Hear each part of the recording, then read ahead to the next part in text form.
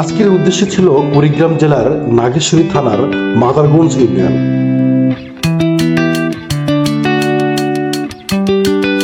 এই ইউনিয়নে যাওয়ার জন্য দুধকুমর নদী পাড়ি দিয়ে যেতে হয়।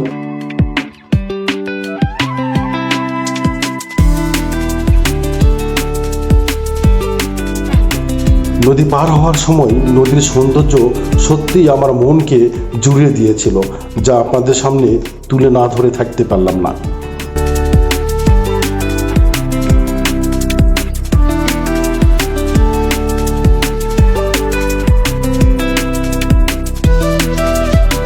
দুধকুমর নদ বাংলাদেশ ভারতের একটি আন্তঃসীমান্ত নদী।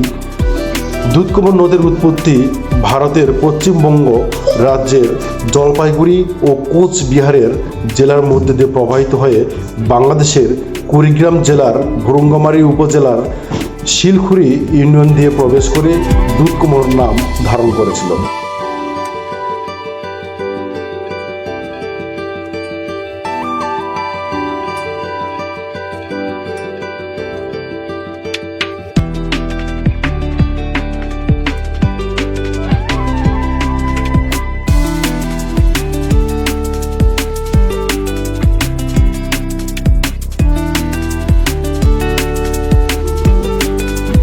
এরপর এটি কুড়িগ্রাম জেলার নাগেশ্বরী উপজেলায় কালীগঞ্জ ইউনিয়নে ব্রহ্মপুত্র নদের সাথে মিলিত হয়েছে।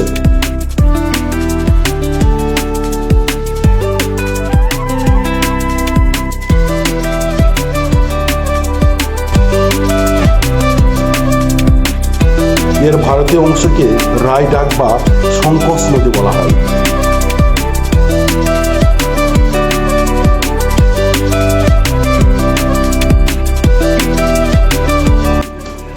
পাটাছড়িতে গদাধর ও গঙ্গাধর নদী দুটি এর উপনদী হিসাবে যুক্ত হয়েছে।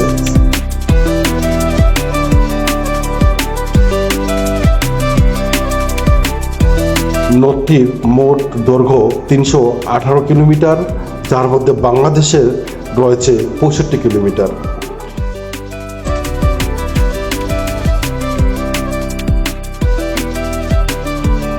এটি একটি সর্পিলাকার নদী এবং এর গড় প্রস্থ প্রায় 60 মিটার, তবে কিছু স্থানে এর প্রস্থ প্রায় 24 মিটার হিসেবেও উল্লেখ আছে।